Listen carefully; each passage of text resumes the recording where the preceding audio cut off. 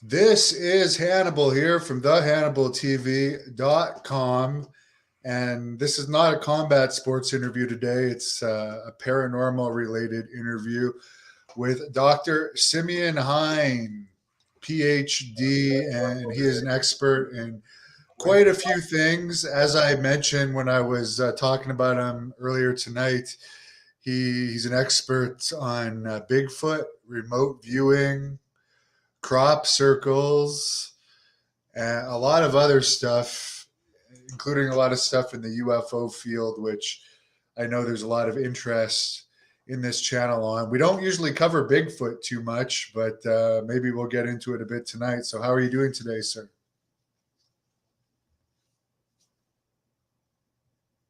How are you doing today, sir? Excuse me, I'm getting a little bit of feedback here. Yeah, there's a bit of a delay. Excuse me, I'm getting a little bit of feedback here. Yeah, there's a bit of a delay. It's a big delay. Yeah, do you want to try coming in and out to see if that makes a difference? It's a big delay. Yeah, it's just a big echo table. It's a big echo chamber at the moment. Is it on my side or yours? I'm just hearing everything echoed back. Yeah, on my side, I'm hearing you crystal clear. On my side or yours? I can't really understand what you're saying. Yeah, on my side, I'm hearing you crystal clear. On my side or yours? I can't really understand what you're saying. On my side, I'm hearing you crystal clear. I can't really understand what you're saying. Sorry about this. I just okay, yeah. Got it. Sorry about this. I just got it. We're good. Thanks. I had the window open. Yeah. So thanks for having me here today. Appreciate it. So why don't you tell us a little bit about yourself? What's your PhD in, and how did you become involved in this? Because I understand you're a bit of a skeptic before you started researching. Yeah, well, my background's in sociology, and sociologists, we study things about how people think, how organizations work, whether there are multiple layers of meaning and interest groups and things going on below the surface that give our lives meaning, but also propel societies in directions that they don't realize they're going in. And one aspect of that is something that we call hidden events. And hidden events are things that people are experiencing, but society doesn't want to talk about. And I think we can all understand the connection between that idea and many of the topics that I think your listeners are interested in. Now, hidden events are not just paranormal phenomena, things that are considered, weird or strange or supernatural. They can be things as rudimentary and easy to understand as child abuse, which was a hidden event until the 1960s. Doctors had all sorts of explanations for why kids may have broken bones, including the idea that some children may just have fragile bones. They didn't want to deal with the issue that the parents may be abusing their kids. And it wasn't until a series of meetings in the mid-1960s, early 60s, that professionals got together and realized that parents were indeed, some of them were indeed injuring their children. And so that's the idea of a hidden event. Now, I think we can all understand that, but it also applies to a lot of these topics now where people are experiencing phenomena, but they don't know where to go to talk about it. It's a sociological issue, and it's a societal issue. It's where do people go to talk about their UFO experiences, their experiences with cryptids or with Bigfoot, other sorts of experiences where they may see something in their homes that just doesn't make sense, something moving, something alive, something that's ghost-like. So I got interested in this because way back in graduate school, I was studying a topic called fractal geometry, and fractals are the study of fractured shapes, self-similar shapes of nature, trees and clouds and mountains, not linear sorts of Euclidean, ordinary, easy to describe shapes. And it introduced me to the idea of interdimensionality, believe it or not. It's a mathematical idea. And the idea was that there are objects that are between dimensions. And a perfect example of that would be something like clouds. You know, they're more than a surface, but they're not totally three-dimensional because they don't occupy all of the space that they're in. The closer you go to a cloud, the more you see it's just made of droplets. And those droplets are made of molecules of water. And it sort of has ever finer detail. I mean, from a distance, it looks like a solid object, but you get up close, you've been through clouds in a plane, right? You'll see it's very wispy. There's nothing really there. It's an aerostructure. So these are objects between dimensions. So when I came across this idea of remote viewing in 1996, hearing someone talk about it on my local radio station, it seemed to fit what I had learned in graduate school about non-ordinary shapes, things that were between dimensions, you know, things that are not easy to really explain by ordinary ideas. Now, that wasn't my first encounter with these subjects. When I was much younger with my mom, I had a UFO experience in the Everglades. We both saw something come over our heads and it hovered, moved into a cloud. And that always kind of stuck with me since I was 11 or 12. Like, what exactly was that object? It was sort of amorphous, kind of like a fractal. It was amorphous, cloud-like, but it had a definite pattern of dots in it that looked very linear. And I couldn't make sense of it. Still to this day, it's very hard to make sense of. But I think maybe that experience opened me up to different sort of phenomena that no one had ever talked about in school. I mean, I had seen it, my mom had seen it, but what was it? Now, as far as crop circles, I'm pretty interested in these. A lot of people have believed they're debunked because they think there was that show that came out years ago that showed people doing it with the string or the rope and the little board. But a lot of these things are not just bent over; they're burnt or some other way have made the imprints. So, what are some of your theories on crop circles? Well, crop circles is definitely something I got interested in through remote viewing because, you know,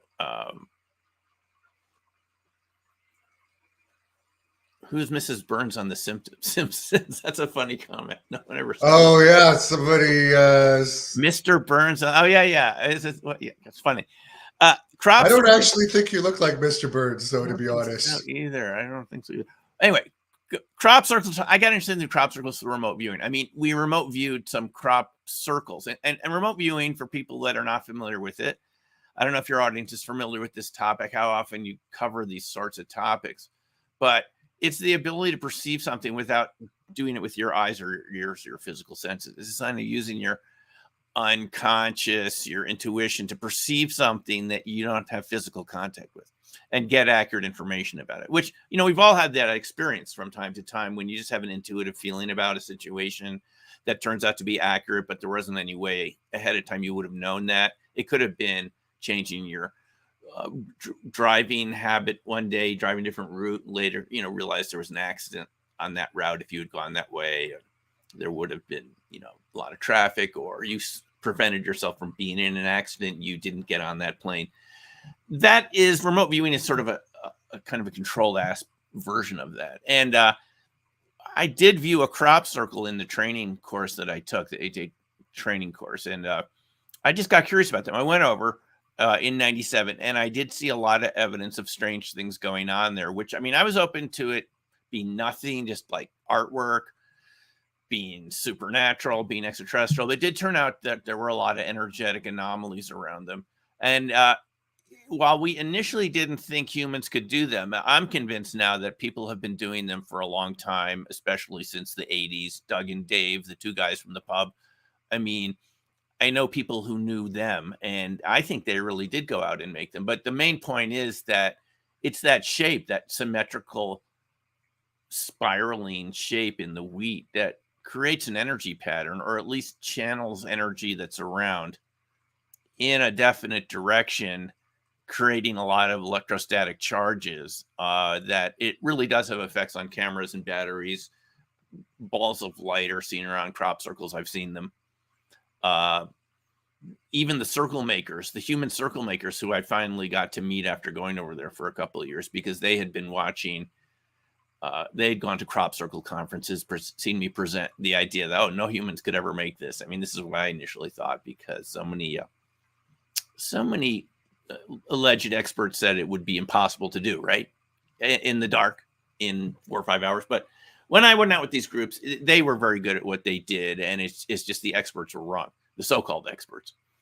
The humans were doing these. Now, they weren't all done that way. You go back to the Tully saucer nests in Australia. Those were like spiraling patterns in reeds that were seen where flying saucers have landed. And in my book, Black Swan Ghosts, from a number of years ago, about 10 years ago, I have a witness in there that saw a flying disc picking huckleberries with her brother. The flying disc came over the meadow area, kind of doing that wobbly falling leaf pattern, that UFOs often are known to do. And she said it flattened the meadow as it left. I mean, in a straight line as it came close to the ground, flat as a pancake, bent over, like you're saying, 90 degrees. But they're not all made that way. Some of them have been made that way. Maybe it's UFOs doing it, plasmas, vortexes of energy can do that coming down from the atmosphere. There's a variety of causes. I think it's all scientifically verifiable. And then humans more recently have made a bunch of them, but even the human-made ones have really strange effects. We've made them ourselves. We paid the farmer over many years. I've made a whole bunch myself with different groups to see what the effects are. And I'm convinced that once you have that sort of spiraling pattern, it definitely collects or channels energy that interacts with your electronics. We can see that. Cameras stop working, batteries, laptops. Even this has been true of professional film crews who I've worked with have told me that it's happened to them, or they know other film crews, BBC, for example, go in there and the cameras are just wiped out. They have to reboot them. So, and I've seen it to devices I've been around, people I've been with. So crop circles are a very interesting topic. I think there are a variety of causes, but the big surprise to me was that even human-made ones we made would be energetically active in a different way. And I wrote a paper about this in 2013, arguing 2000. It was a little earlier than that, arguing that these patterns of crop circles, the spiral shape and fractals, the fractal sort of shape, self-similarity, repeating pattern could be channeling dark energy, dark matter from the cosmos. We know that I know now from having studied cold fusion, low energy nuclear reaction related areas that neutrinos from the cosmic background radiation 13 billion years ago, it's still streaming through the cosmos, through the universe, through the earth. Millions a second are interacting with your body. It seems quite conceivable that there could be patterns that, because relic neutrinos interact with matter at our scale, you could be focusing them just because it's in that spiral shape. It's channeling it down, focusing it.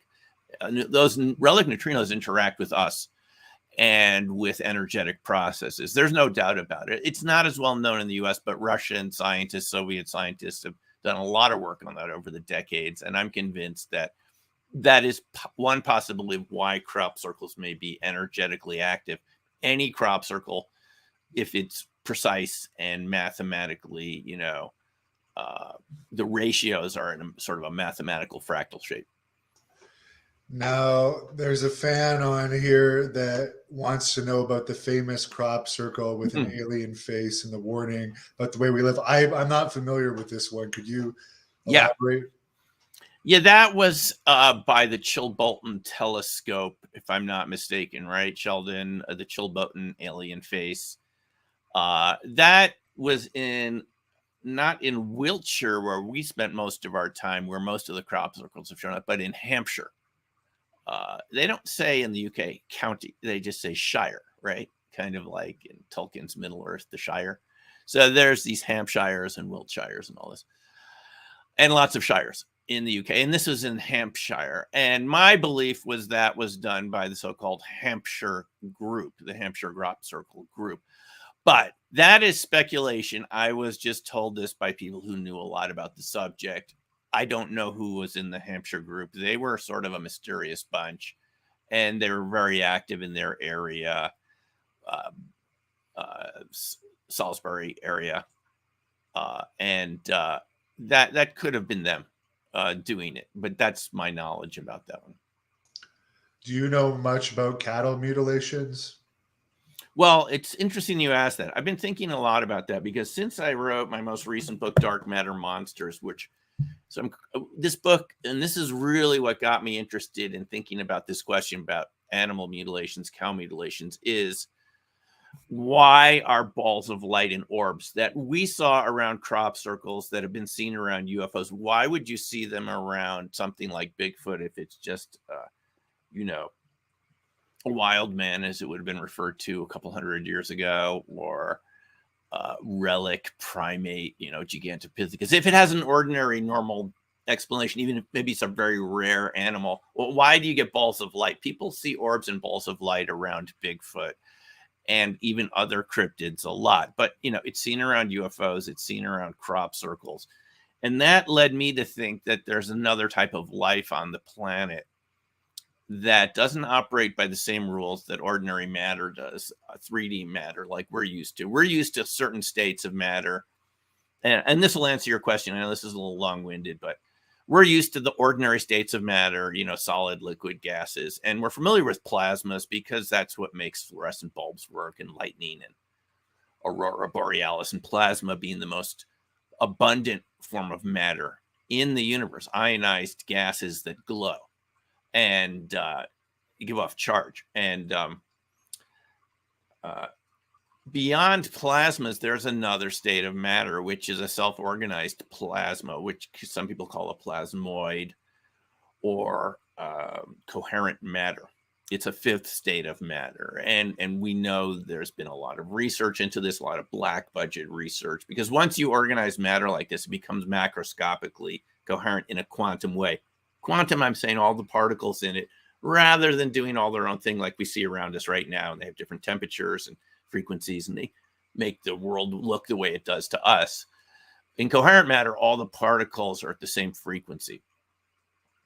And they become coherent. They become quantum entangled with each other. And they behave like one big particle. And this was discovered. I mean, it was theorized to exist by the physicist Bose from India, and he contacted Einstein in, I think it was the early 30s, maybe the 20s, and they were known for creating this idea, the Bose-Einstein condensate, which would be like a large particle, unlike this, where everything is they're all different, and they give color and temperature, and they feel different, right? Well, if they're all the same frequencies, it's going to be one big particle, like one big electron or something like that.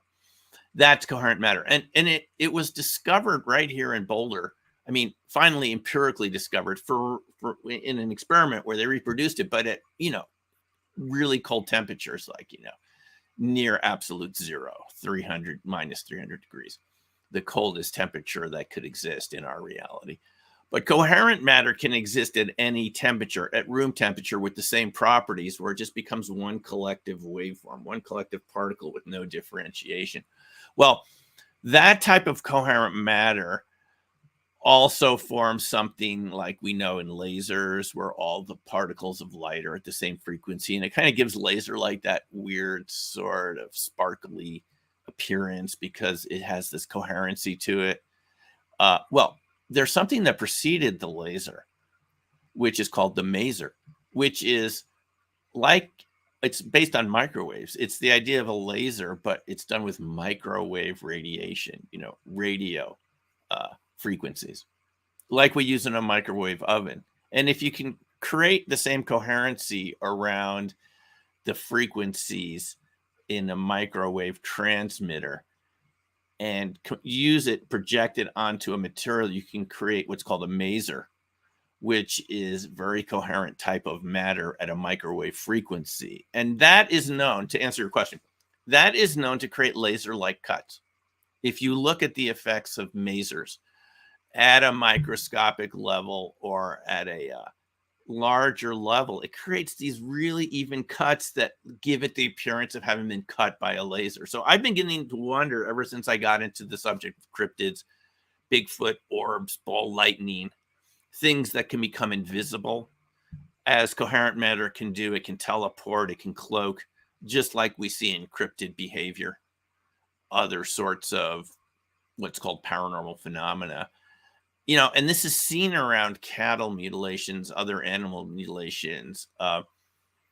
Does it have something to do with masers? I mean, I'm not saying it's a completely natural phenomenon. I mean, something harnessing that, or is it some sort of spontaneously natural phenomena that's attracted to what's ever out there in those fields and is sort of creating these sharp cuts in them? I don't know. It's just an open question I have at the moment.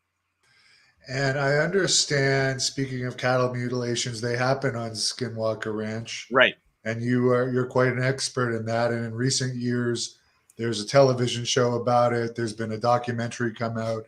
It's a Right. lot more widely publicized. Maybe to start, could you tell people a brief history of it? Because it would take a whole show to go over the whole thing. Yeah. Well, I wouldn't say, I appreciate that. I wouldn't say I'm an expert on Skinwalker Ranch. I haven't been there.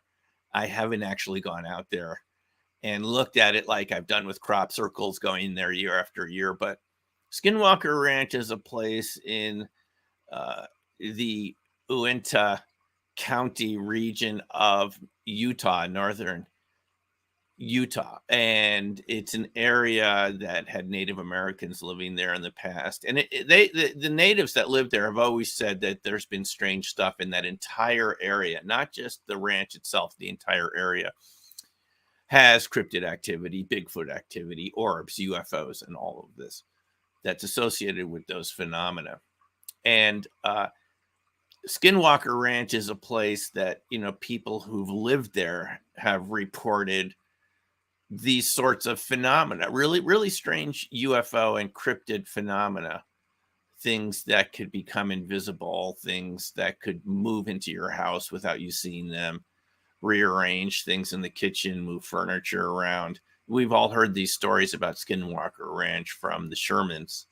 I mean, their name is public now, so I guess it's okay to use it. And the Shermans, who lived there before, and they sold it to Robert Bigelow, who created NIDS, this institute, National Institute of Discovery Sciences, to study the ranch. And then some books were written while Bigelow owned the ranch, including Knapp and Keller, Hunt for the Skinwalker, which has a lot of these incidents retold in there. And then more recently, the ranch was bought by someone that Robert Bigelow knew, also from the Salt Lake area, Brandon Fugel, who put his own research team there, and they created this TV series, Secret of Skinwalker Ranch, and they've been doing their own research. And I got interested in it because, well, it's an area I've driven by many times on my way back and forth throughout the West, traveling to Utah and so forth. But if you look at that most recent book by James Lukatsky and Knapp and Keller called Hunt for the Skinwalkers at the Pentagon, I mean, that is really a mind-blowing book.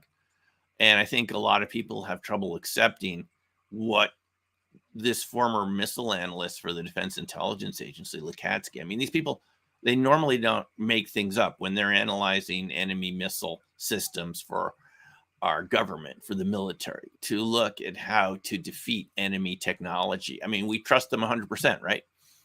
But here, Lukatsky, who's head of the OSAP program, Advanced Aerospace Weapons Systems Application Program, I think that's what the acronym stands for, nicknamed ATIP, as we're told, though there's some controversy of this. I mean, he hears about these weird things going on out there from Bigelow or from someone associated with Bigelow, and he feels like this should be studied. So they go out there, and the OSAP team, which was initially like a UFO study program, and this is classified research, by the way. I mean, this isn't something that they're just sharing with anyone in the Pentagon. But they go out there, and what that book is known for, Skinwalkers at the Pentagon, the reason it has that title is, look, some of the research analysts who were working out there, who've now come forward, we know some of their names now, said they saw these cryptids and weird phenomena out there and creatures that we don't have names for. I mean, things that you would almost imagine coming from another dimension, and seeing these things temporarily, then they're vanishing. Dogmen, I guess, as we would call them, werewolves. We don't have really good names for these sorts of life forms, but they claimed that, and this is really astounding, they saw them when they went back home to their previously ordinary, normal Maryland suburbs outside of Washington, D.C. They would see these creatures, and not only would they see them, I mean, their kids would see them, the kids' friends would see them. And they describe in this Skinwalkers at the Pentagon this kind of contagion effect. It's kind of an interesting thing. Wouldn't you agree? I'm sure the listeners would say this is really interesting, is that you get involved in a topic, you have some experiences out there, and it changes you in a way that you now see it. That's my interpretation of it. It changes you in a way that you now perceive this. Like your radio dial has been expanded. So when I was a kid, I used to be interested in shortwave radio. And I would buy shortwave radio with my paper route money. And back then, and Citizens Radio, remember CB? So the original Citizen band radios that I got from Radio Shack, they didn't have all the channels. There were like 23 CB channels. If you remember those days, truckers would use them, but anyone could buy them and you could talk to your friends. It was kind of cool. Over these public channels. You could listen to the police thing, the police reports and ambulance reports too sometimes. You're right. Those are all different frequencies. And I think on CB was channel 9 was the emergency channel, right? So you could always tune around and hear stuff going on.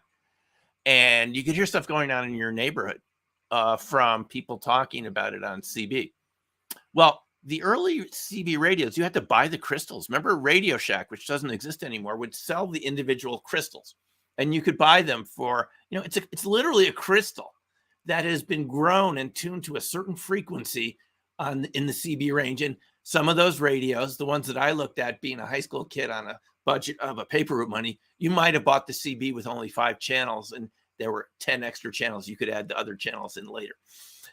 This is sort of what this Skinwalkers at the Pentagon thing is like for me, is you go out there and study Skinwalker Ranch and you encounter, all sorts of creepy phenomena, and it changes you in a way. Also, like more crystals have been added into your perceptual system as a person, right? And they go home and start perceiving more of reality that, I think is around us. I think these things are real. And I think we do a very good job, as I said at the beginning of the show here, of tuning these things out. They're hidden events. It's like, you won't get any brownie points for talking about this to your boss or to your neighbors, right? If you see one of these creatures, who are you going to call? Ghostbusters? You don't get points in general for mentioning this in college, in grad school, any professional environment. People could start laughing at you. I can say this because this is my training as a sociologist. There are certain topics, and it changes over history, what we're not willing to talk about. My grandmother survived Nazi Germany with her family and my father, and they emigrated to the U.S. in 1938 or so. And I remember interviewing her. It was for a college project. And she described to me how the sort of anti-Semitic laws that kind of went through Nazi Germany, it was very subtle. It was just one law here, one law there. This could happen in any society. In Nazi Germany, it was against Jewish people, and it was like laws against owning pets, having maids. And it was a creeping sort of slow sort of decivilization of one aspect of German society that the Nazis didn't want in their world anymore. And we can see this going on in our world right now in Eastern Europe, in Ukraine, where one society says we just want to assimilate you or destroy you, eradicate you. And nowadays we just call it genocide. But the point is, it's a hidden event. And she described to me how neighbors that normally would have been friendly all of a sudden just turned their heads the other way when they would come out of the house, like pretending they didn't exist. So we're all familiar through our own history of what it's like to become a second-class citizen, not to have the full rights that we modern people expect to have in a free society. And this is, I believe, this is the same fear that people have of reporting UFOs, cryptids, supernatural phenomena, is that they'll be laughed at, they won't be treated the same way. Maybe they'll suffer a loss of status. And if economically, I mean, that could affect your job. Let's say you're a pilot, military pilot, civilian pilot. I know the Navy says that they won't discriminate against you if you report your sightings in the Navy, but the Air Force hasn't come forward with a statement. So what the hell's going on here? I mean, the Navy says okay, but if you're in the Air Force, you can't report your. How many pilots out there? I talked to pilots. How many pilots out there have seen these things? So this is what we're dealing with: is a fear of retribution and ridicule, which we all have, of being discriminated against because you say you saw something. And that's why this isn't talked about very much. The other theory I've heard Robert Bigelow talk about is that maybe these entities from Skinwalker follow the researchers home if they're not just seeing that other dimension. Do I call you Hannibal? Is that your name? Yeah, you could call me Hannibal, yeah, or Devin. So Hannibal. So right, so that is what it seems to be like, and I'm not going to challenge what the witnesses say. I've heard this with Bigfoot encounters many times, where people encountered a Bigfoot out in the woods. They went home on the highway for an hour or two at highway speeds, and they said the Bigfoot was there when they got home that night. It was outside their window. The dogs were acting weird. They looked out their living room window. There it was, the Bigfoot again. So I can't discount that that's happening, but I'm also saying there's another possibility that you're changing to perceive more of reality than you perceived before. Like the crystal radio channels, adding channels that I mentioned. So it does raise a bunch of questions of, are they entities? Are they following you? Because not all of this are entities. There's stories of these orbs. Let's just take an example. At Skinwalker Ranch, there's stories that we've all heard many times of these blue orbs that sort of followed the Sherman's 3 dogs, and they were playing with the dogs. The dogs follow them into the forest or into a clearing that Sherman can't see from the porch of his ranch house out there at Skinwalker Ranch. And then he hears some distress sounds coming from the dogs yelping. It's too dark to go out. He goes out the next morning. They've all been turned to puddles of fat. Now, is that a deliberate action from that ball of light, or is that one of the effects of ball lightning? Because when I looked into ball lightning as part of writing Dark Matter Monsters, I read a lot of accounts of ball lightning being dangerous, having high energy discharges. It does seem to follow people and animals around. Is it conscious, or is it just because of the static gradients? I can't really say for sure, but ball lightning is known to be dangerous occasionally, and something that you definitely do not want to have go through your body, and you don't want to approach it. So it's hard to say whether all of that, whether it's all entities or if it's just some of this is just natural phenomena that can have a dangerous side to it. Does it follow people home? I'll let people think about that on their own. I'm just opening the possibility that we live in a multiverse, and after being out at places like Skinwalker Ranch, where the veils between the different parallel realities may be a little thinner, it just may change you to see more of reality than you saw before. Yes, that's definitely a good point. And as far as Skinwalker Ranch goes, would you say there could potentially be a portal there? Because I understand there's some other lesser known places like Skinwalker around the world. What's your theory on the reason behind all the activity?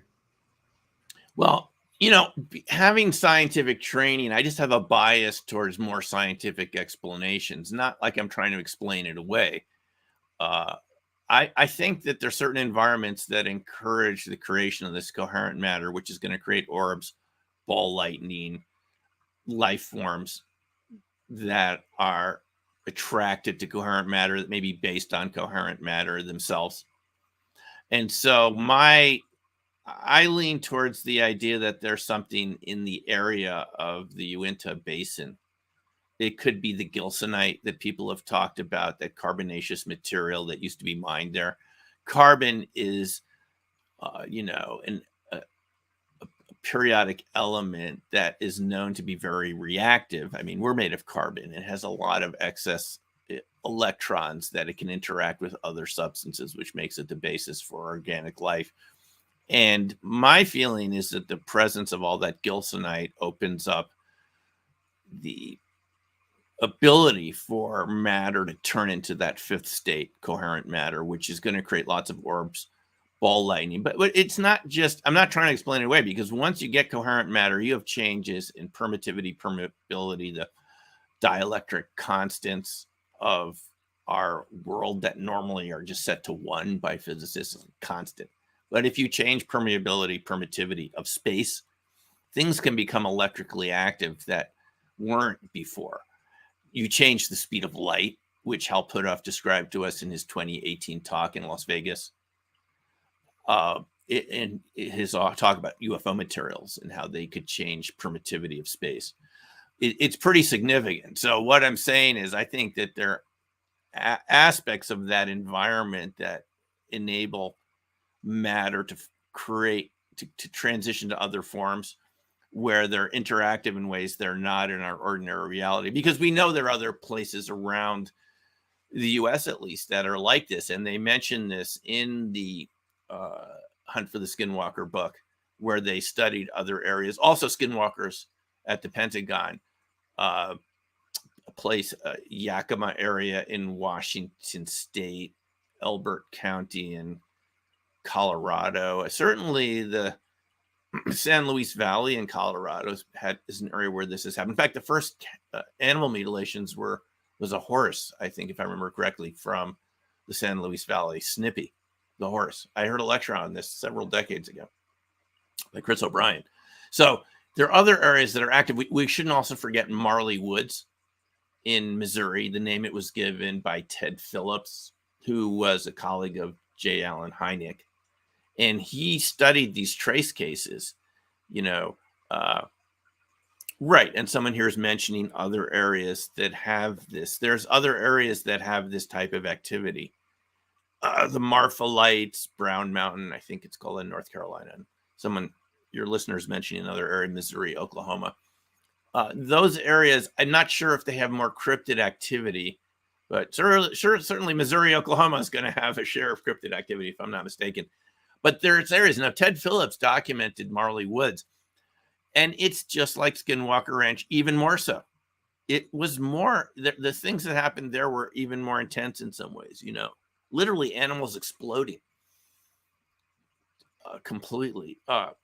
Ted Phillips described seeing an orb, what he called the ambers, go over a picnic table once, and the picnic table lifted off. It was chained down to the ground, so it didn't blow away or move away, but it started lifting off the ground, a picnic table, from an orb. It shows that it's changing the structure of space in that area. It's proof that something significant is going on there if the gravitational constant's changing when these orbs come around.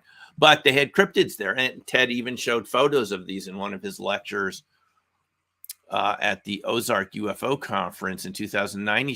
I think listeners will remember this if they've seen it. It was something that looked sort of like a polar bear, and there were several of them seen, a couple walking at a time. Even people around town saw them. But I mean, as far as we know, there's no polar bears in Missouri. And even when the rancher shot at them, there wasn't any effect. They just kept walking through a barbed wire fence. They actually literally walked through a fence. So to me, that is like another state of matter. Now, to answer this question from one of the listeners, I can see it here, or how are orbs connected to the Sasquatch? This is really interesting, because sometimes people go out to look for Sasquatch, Bigfoot, and they just see orbs. I've talked to people that have said they saw a Bigfoot come out of an orb or go back into an orb. Portal, I don't know, but they described it like an orb. And people have described Bigfoot throwing orbs at them. and the orbs are seen around them. So there's a relationship. Now, I'm saying that orbs are a type of ball lightning. You don't have to agree with that. If you think it's something else, you can come up with your own idea of what orbs are. But I'm saying, normally we tend to simplify things in science to the minimum number of moving parts that we're dealing with. And if we assume that orbs are a variety of ball lightning, which I think is a reasonable thing to assume, it suggests that we're dealing with life forms that can interact with our reality in that way to generate orbs in a way that you and I don't know exactly how to do. What you and I know how to do is we can walk across a carpet and see sparks, right? Or if you're in your bedroom at night and you sort of move through the sheets and you see that sparkly static electricity. Okay, that's sort of getting in the direction of orbs. But what you need to do to create a self-sustaining orb is that charge has to compress enough that it becomes self-sustaining, self-organizing. When it's just a static charge, you have this type of orb there. It's really there, but it's really small and it's really brief and it's gone. These creatures seem to know how to sustain it, which suggests to me that they have another type of biology which gives them superpowers. I don't know any other way to say it. Strength, speed, cloaking. And isn't that what we see around Bigfoot and other creatures like that? The ability to cloak, super fast speeds. And let me say one other thing about this. Bigfoot witnesses repeatedly say from time to time that the Bigfoot seemed like it was gliding across the forest floor or the trail. They said that its head doesn't seem to move up and down. And people that have been picked up by Bigfoot have said when they were being carried by the Bigfoot in their sleeping bag, and sometimes these Sasquatch will do that for whatever reason, that it didn't feel like the Bigfoot was going up and down like the way you and I would walk, that they were gliding across the forest. So that suggests some sort of, I don't know, I'm just using this word, anti-gravitic effect. It's like creating its own gravitational field. I mean, this is really serious stuff. And this is why you have defense contractors like Lockheed Martin getting patents in this area of coherent matter wave beams, because it has gravitically modifying effects. I think it's really interesting. Ball lightning burning holes. Oh, so the orb went through you. Well, it's interesting, X-Monster. You survived it. It can burn, but it doesn't always burn because it's not hot. Ball lightning, it's not a fireball. It's coherently correlated matter. It can be cool to the touch, but it can still melt things. That's the weird thing about ball lightning. It can melt things at room temperature, not through heat, through a sort of a quantum effect of literally taking the matter apart, turning it into a liquid, but not from heat. So, well, it's interesting. Someone had an orb go through them. Now, in the Skinwalkers at the Pentagon book, and I'm glad, X-Monster, that you're okay. If you had any health effects from that, just let us know here in the comments. That's interesting. The Skinwalkers at the Pentagon book, they mention a case of someone, I believe it's in Oregon, if I'm not mistaken, and these orbs come from across a field through the car. The daughter says it went right through her father's body and exited. I think right shoulder came out through the chest. And this person suffered health effects from that afterwards, which again leads Lukatsky in the direction of this sort of being like a dangerous contagion-like disease effect. Yeah, ball lightning is really unpredictable. It's definitely at the frontier of what we can understand. Sometimes it's cold and harmless. Other times it can go into you and explode. It can kill people. It can kill animals. And even these reports from 100 years ago of ball lightning, there's many books, several books written by researchers 100 years ago and earlier compiling reports of ball lightning. Their reports were that it could teleport animals and people. That's what was reported. Teleportation. I'd love to hear what those cases were. So, well, yeah, sure. 5 sources own all the media in the world, but we're a media channel right here, and no one's telling me what to say. So, Yeah, there's a lot more independent media these days. But as far as Bigfoot and Sasquatch, what's the difference for people that don't know? And what are these creatures? Because a lot of people have never heard about the cloaking. They just think it's like a gorilla type or bear type animal. Escaped gorilla. Yeah. Yeah, you read these reports, Animal, about this, and people say it was like escaped gorilla or something. That's the most, they looked around for a circus in the area. At least the younger ones, let me put it that, the juvenile ones sort of have a monkey-like feeling to them, but the older ones seem more, they kind of look primate, but they act like a human. So to answer your question, there are so many different accounts of Bigfoot, Sasquatch. Yes, it's the same thing as far as I'm concerned. And I'm not a Bigfoot, Sasquatch expert by any means. I haven't been out there months and years in the woods doing plaster casts. I'm just basing this on just reading as much as I can. And there seem to be different Sasquatch species all over the world. They seem to be an indigenous life form to the earth that has these supernatural abilities. And you can go back, as David Paulides has pointed out in his research. If you go onto his YouTube channel, he's someone that did study it extensively. I mean, he was hired by people to study it a little over 10 years ago, and wrote 2 books, Tribal Bigfoot and the Huba Project. And he goes, right, Australia, you have the Yowie sighting. So I think it's the same type of species. But even the reports from 100 years ago in the paper mentioned supernatural effects. These things like orbs and so forth. They mentioned the supernatural effects. There was someone that Paulides mentioned in the Mount St. Helens area that mentioned seeing them and mentioned supernatural effects from 100 years ago and strange lights and so forth and energy effects. So I think the reports are pretty consistent going back 100 years, going back to Native American accounts, that these are beings that are related to us in some way. They have human DNA, or we have their DNA. We don't know which came first. We're related to them, but they seem to have abilities that we don't have without a lot of training. They do seem to be able to cloak, to morph, to move. And talking about following things home, they seem to be able to follow your car at highway speeds, any highway speed, if they want. They can run really fast. That goes for dogmen also. So what are these creatures? It's a really big mystery because we haven't talked about this much. The Native Americans had their own ideas. Right, maybe dogman is a related to type of Bigfoot. We don't really know. If I said anything here, it's total speculation. But all I can say is this is real. I've have friends who've encountered Sasquatch up close. The types of encounters are so varied, from them being helpful to humans to neutral, just running away, to hostile. It's just like people. You could get any reaction from them. It just depends, seems to be how they're feeling that day. But the feeling from these Sasquatch witnesses, Bigfoot witnesses, is sort of like the Bigfoot is always one step ahead of them. And I think isn't that what they said at Skinwalker Ranch? Whether it's Bigelow or Fugel, especially Bigelow, the researchers there said they always felt that the entities were always one step ahead of their cameras, detection equipment.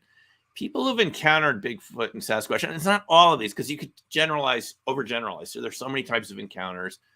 They could just be like local neighbors who you gift with. You leave things for them, they leave things for you from their environment. And sometimes people are just happy with that.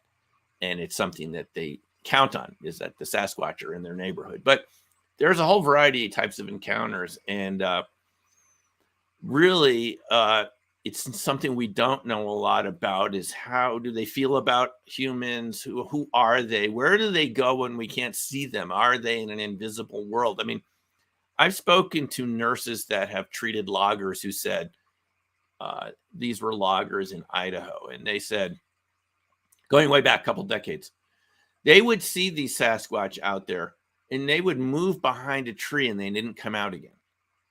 Now, this is direct from those people from the 1940s to this nurse who told this to me. But isn't this what we hear from witnesses nowadays? Same thing. The Sasquatch will peek around a tree, go back. You go back around the tree. There's nothing there. They didn't leave anywhere. So to me, it's a type of fractal phenomena between dimensions.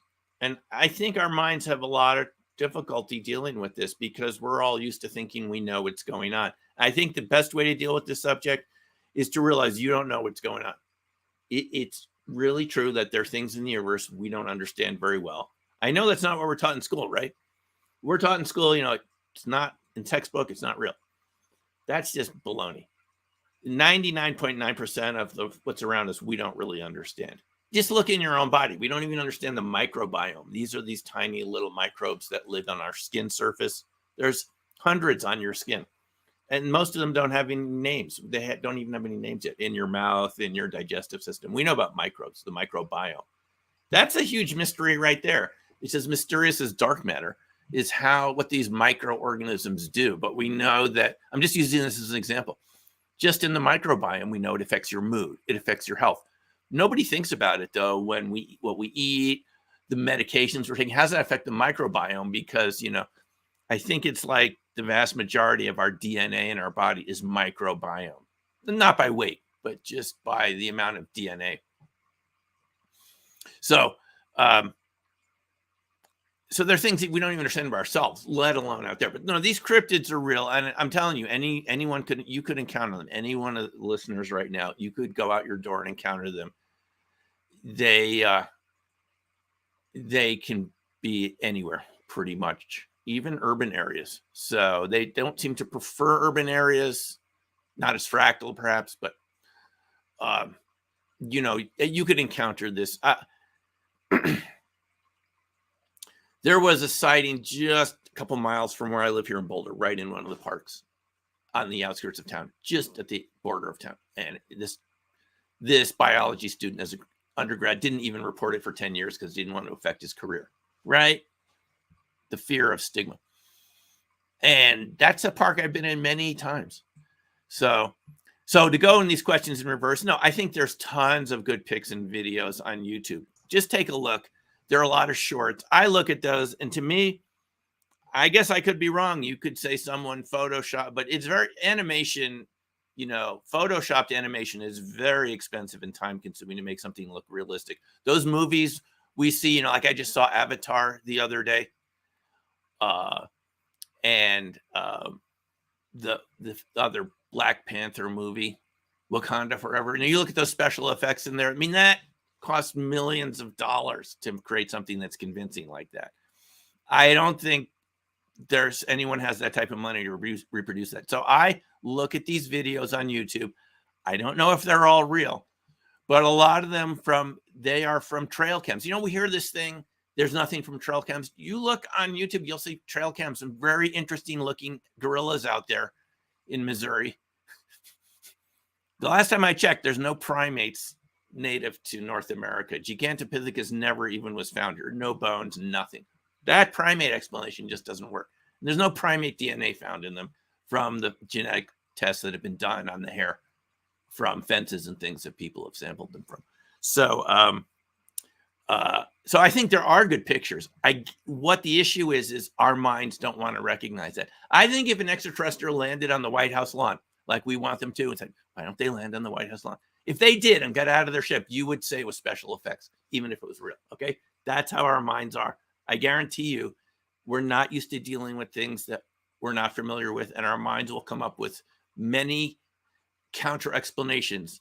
I encountered this with remote viewing when I first saw myself doing good sessions when the target was hidden behind my head and I didn't see it till the end of the session. Like, you wonder, how did you do that? Did it reflect off the walls? You start coming up with these just so explanations, but it's because your mind, even mine, can't accept things that are way outside the boggle point. We can't accept things that are way outside what we're used to. That's my answer. I think the pics are there. Now, to go back to your previous two questions, why does Green Street, sometimes we call him Mean Street, I don't know why he's debunking Skinwalker Ranch, folks. His initial videos, right? The basement office, you remember those? I thought for the New York Post to do that, that was pretty adventurous for a New York paper, because I once worked with a PR company, Madison Avenue PR company. I just happened to meet these people on a plane. They said, we love your topic. Why don't you just work with us? So I did. And they finally said, if it's not a New York story, if it's not a New York story, Simeon, no one's going to be interested in New York. It's got to be a New York story. So, okay, but here's the New York Post. And all of a sudden it's a New York story. So Green Street does these excellent videos, and he's got Nick Pope from the UK, right? MOD. I thought this stuff was really good reporting. All of a sudden, he just goes anti-Skinwalker, and he's from, he grew up Mormon in Utah. So I'm not sure. I don't know why he's doing this. Is he playing devil's advocate? What do you guys think? I like Green Street's videos, and I think the basement office was a big step forward the way he put this together. He even saw a triangular craft, he said, when he was doing a report in Salt Lake City, right? That's what got him interested. I don't know why he's all of a sudden turned against the Skinwalker people and makes fun of werewolves and spooky things. People see these cryptids. I know people that have seen it. I've talked to psychologists who've treated patients who've encountered Dogman and Bigfoot. No, they are not delusional. They're not schizophrenic. There's nothing wrong with them. They've really seen this, or they really believe they've seen this. So why Green Street does, I don't know. We have to, if I ask Stephen what his motivation, he seems to kind of be more on a debunking point of view. I don't know how you could debunk all the Skinwalker stuff since there's so much evidence. See, look, if Green Street wants to debunk Skinwalker Ranch, you got to debunk the whole Uinta Basin, because Native Americans have been talking about this for a long time. People that live in that area. It's not just Skinwalker Ranch. That whole area has a lot of weird activity. I believe it. And I don't know exactly why Green Street wants to do this, but hey, it's his show. The previous comment, the person said the orb went right through him. That's pretty cool. And that's what happens with this. Sometimes it just goes through. It's inert. When those orbs, ball lightning, pass through like metal, people have seen it go through trains and things. The aluminum seems like putty, but it's cool to the touch. This is as weird as Bigfoot or cryptids. Something that looks like a glowing fireball, but it's cool to the touch, but it still melts things. We associate melting with heat, right?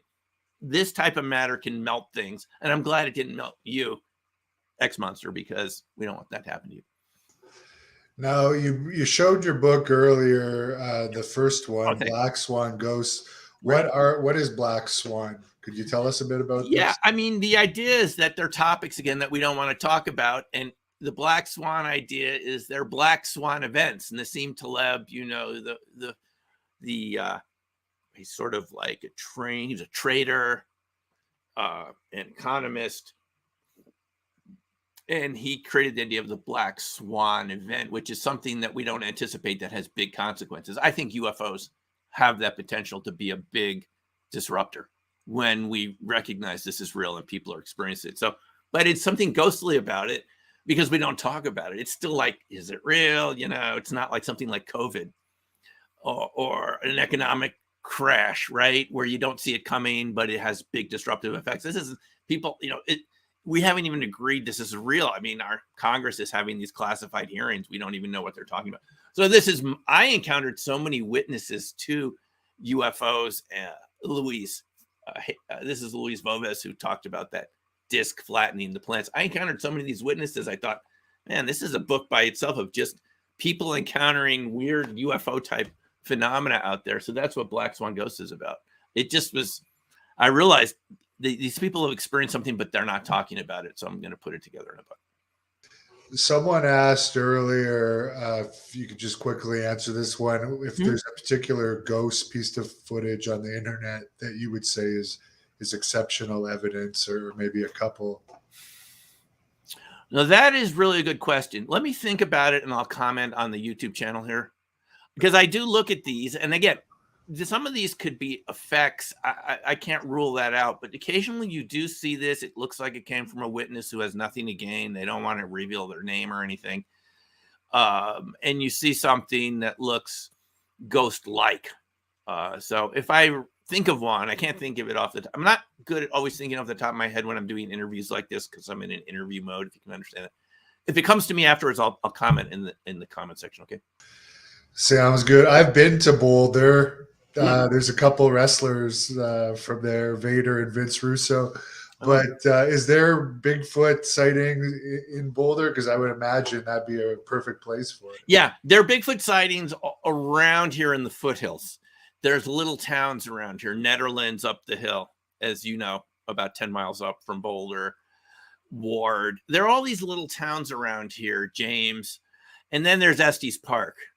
which has a lot of sightings up in Estes Park. And they actually have Bigfoot, ideas now in their stores. They never did before, but that's something you'll see, Bigfoot memorabilia and collectibles in the Estes Park stores, just next to Rocky Mountain National Park. So you have them in Estes Park, and I've spoken to the witnesses, and this is sort of what led me to write Dark Matter Monsters, is talking to these witnesses from Colorado who said it left them with a brain fog. Oh yeah, cameras and batteries stopped working. Couldn't believe it. From a crypt, from what you would have thought is a relic primate, and your cameras and batteries stop working. That's no escaped gorilla that I know that can do that. Didn't happen last time I went to the zoo. Yeah, so yeah, it happens around here. That's one of the reasons why I haven't been as interested in Bigfoot, because you said it's like the UFOs could create a disturbance in humankind, but it's Bigfoot you wouldn't think could create a disturbance, but for some of the things you mentioned there. And Hannibal, they're seen around UFOs. There's that whole book, Silent Invasion, from Stan Gordon from Pennsylvania, a very good researcher who I've heard lecture several times over the past couple of decades. It was hard for me to make sense of that book until recently, till I started seeing the connection. Why do you see UFOs, then Bigfoot, then UFOs and Bigfoot right in the same area at the same time? It's not just because there's some sort of rare primate. There's a connection there of interdimensionality, other types of energy. They're on the same frequency, So it's very interesting. They're all seen together. And this isn't something, we shouldn't shy away from this because it's weird. Sorry, guys, we live in a weird universe. This is the way it is. You showed up here. It's weird. It doesn't make sense the way we thought it would. Well, very interesting stuff. We only scratched the surface, so maybe we can do it again sometime. Sure. But where can the fans follow you if they want to look you up on social media or buy your books? Yeah, well, I'm happy to send people signed copies of these. I still have an offer on my blog, newcrystalmind.com. newcrystalmind.com. You'll see a link to get a signed copy. I'm happy to send one to you. So go to my blog, New Crystal Mind, my YouTube channel, Fractal Friend, one word. And I have videos. Twitter, I'm on Twitter. You can contact me that way through my name, Simeon Hein. Very good. Thanks again, and I'll let you close this off with whatever message you want to leave the viewers for tonight. Yeah, well, the message I want to leave is believe in your experiences, not what people tell you. Trust yourself. If you've experienced something that's really different, it's an opportunity for you to get to know yourself and the universe better. Don't be afraid of it, no matter what it looks like. It's our opportunity together. Where do we really live here? No one really told us. And if you have an experience like this, share it with a researcher, post it on a bulletin board. I think if we all share our information together about these experiences, we'll start learning. We shouldn't push it away into the closet somewhere and close the door. Let's share this information and figure out what's going on here. I think we'll all learn together.